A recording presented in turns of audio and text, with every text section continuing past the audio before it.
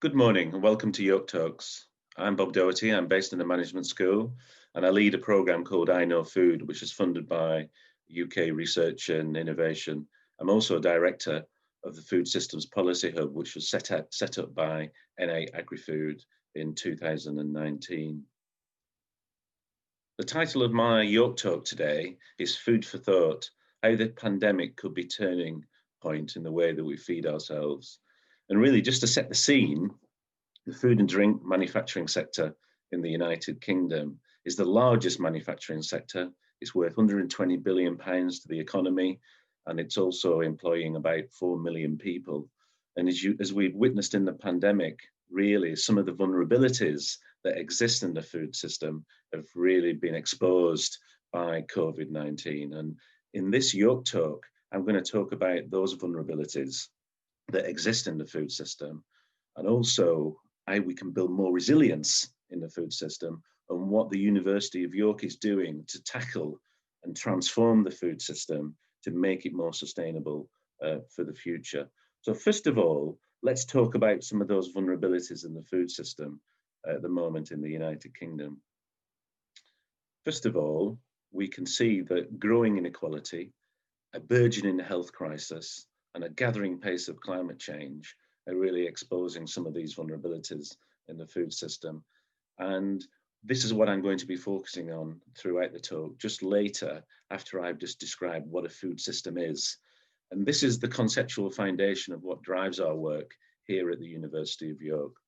And you see this diagram here, which depicts the food system. Remember, we source food from thousands and really millions of producers across the world at different geographical scales, and it's consumed by billions of consumers as well. And you can see on the right-hand circle and the top semicircle hemisphere, you can see all the food system activities from farm to fork. And all the outcomes such as food insecurity, health, environmental sustainability, and the drivers of the food system, the environmental drivers like climate change, the socio-economic drivers like the state of the economy. And these are all interacting in a dynamic situation, always evolving. When we updated the diagram recently, we actually added, as you can see, into the food system activities, we actually added food banking because food banking has become such an important part of our food system in the United Kingdom. And in fact, you could argue we now have a two-tier food system. If you cast your mind back to 2008, the Trussell Trust, which is a major charity in the food aid sector, provided 26,000 parcels of food for emergency provision. In 2018, even before the pandemic, it actually provided 1.9 million emergency food parcels. And that bearing in mind that the Trussell Trust is only 60% of all food bank provision in the United Kingdom. So it's just a tip of the iceberg. And we felt it was important to add here into food system activities. Now, the beauty of looking at food through a food systems lens is that it enables you to look at all the different stakeholders involved, allows you to look at the unintended consequences. It also allows you to look at dilemmas and trade-offs, and also potentially from a policy and a research perspective, where we could intervene and make the food system more resilient and more sustainable for the future. It's a really helpful conceptual foundation that drives our work here at the University of York. Let's go back to the vulnerabilities then. The first one is obviously climate change. Back in November last year, the week of November the 19th, I took these photographs from the media on the left-hand side, and you can see the floods in South Yorkshire and also the bushfires in Australia, the kind of increasing magnitude of these shocks on the food system created by climate change, creating declining yields, creating increases in pestilence, and also intensifying resource conflicts around important resources for food like water. Secondly, biodiversity decline. 41% of species in the United Kingdom are actually in decline. And this is a real concern if you consider food and you consider pollinators. Abiotic pollinators are responsible for 83% of pollination in the United Kingdom. and it provides about £430 million worth of ecosystem services. So if these species are in decline, it's a real concern for the UK food system. And also bearing in mind that any technological fixes to this are also very expensive. If you also add into this soil degradation, that's also costing UK agriculture £1.4 billion per year as well. We go further afield, and we start to then look at our global footprint as a nation. And in the 25-year environment plan, which is a UK policy document, in chapter 6, it's really our intention to lighten our global footprint. But actually, if you look at the livestock sector and you look at what we're sourcing in international supply chains for animal feed, it's very concerning. So a lot of people think we import soy mainly for human consumption, but in fact, that's not the case. 75% of the soybean that we import is actually used for animal feed. And in the I Know Food programme, and this has been led by the Stockholm Environmental Institute here at York, we've been mapping and bringing different data sets together using data science to actually pinpoint some of the issues here in our international supply chain. So we mainly get soy in the United Kingdom from Brazil, Paraguay, and Argentina. And you can see if you take Brazil, we can actually pinpoint exactly where we source on the right-hand side of the map here, exactly where we source our soy from areas such as the Amazon and the Cerrado. And on the left-hand side, it shows here actually the biodiversity loss, which is caused by our sourcing of soy for animal feed in the UK. In addition, if we're only sourcing from 2 or 3 countries, where due diligence might prevent sourcing going forwards in the future, this is very unresilient, and so a real concern to UK agriculture. And finally, another key area of vulnerability is obviously the burgeoning health crisis. We've seen in the pandemic that dietary ill health has been one of the top 3 risk factors in the COVID-19. And we see that whether it's type 2 diabetes or overweightness, this costing the National Health Service, even before the pandemic, £6 billion, costing the UK economy £54 billion, and a real concern to government. And we did see the launch of the obesity strategy by UK government in July of this year, really accelerated by the problems in the pandemic. These vulnerabilities and problems are often referred to as wicked problems because they transcend disciplinary boundaries, hence why you need interdisciplinary teams to tackle from a research and from a practitioner perspective. They also span institutional boundaries and geopolitical boundaries often, and time is running out. And often with situations like climate change, there's no real central authority dealing with it, and those seeking to solve it are also causing it. Furthermore, I think the pandemic also revealed to a lot of people actually where we do get our food from.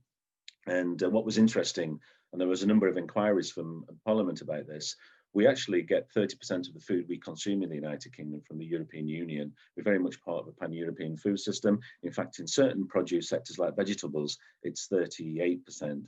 And this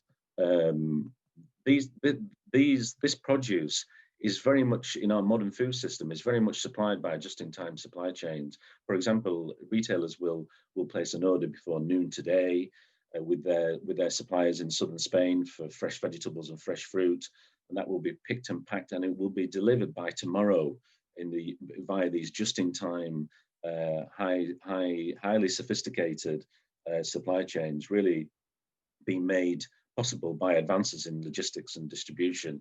And really stood as well, even despite the stockouts on shelves in March and April, they actually recovered quite quickly, these particular supply chains. But they are like a set of elastic bands. And so any disruption, as we saw just before Christmas with the new variant, any disruption to these supply chains can have a significant impact on the UK food system. And the supermarkets have become to rely on the high speed, the roll-on, roll-off ferry terminal at the Dover-Calais Straits, which is a real important maritime route for UK food supply and often referred to as a choke point.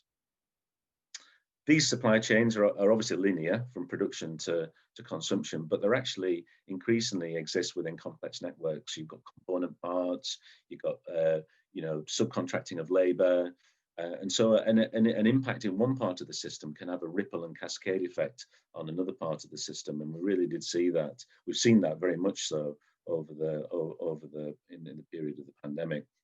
And if you think back to 2018, with the shortages of carbon dioxide in the food system, that was a good example of a cascade and ripple effect.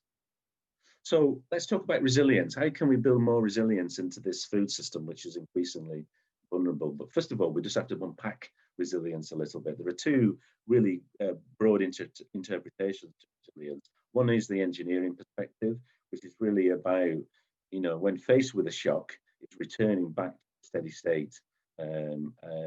And the second interpretation of resilience is really more socio-ecological. It's about moving to a new state that is more after transformation or adaptation that is more desirable.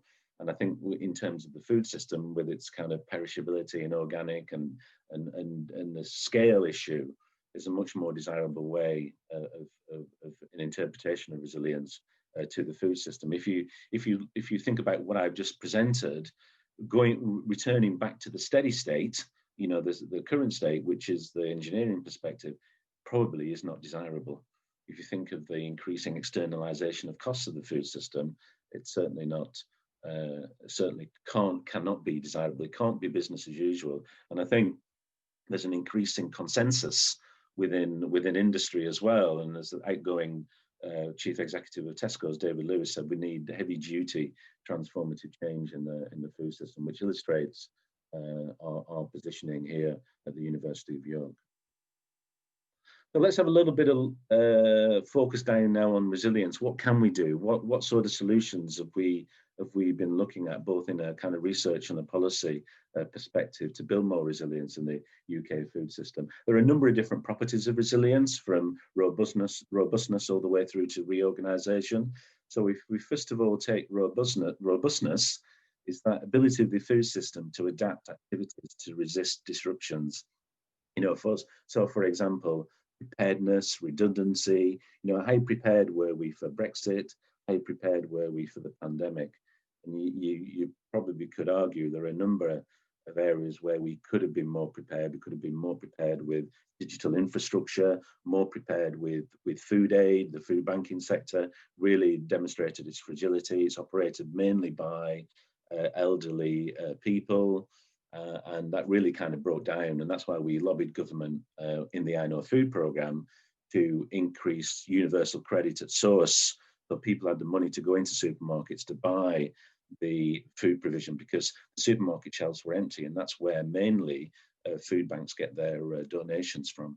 You could also look at research into drought resilient crops or crops that are more resilient to climate change, and also an increasing awareness or increasing look at developing sufficient habitats for biodiversity, such as pollinators on farm. And we're seeing that with government policy at the moment around the Environmental Land Management Scheme. Recovery, how quickly did we recover from disruption? The pandemic's a good example.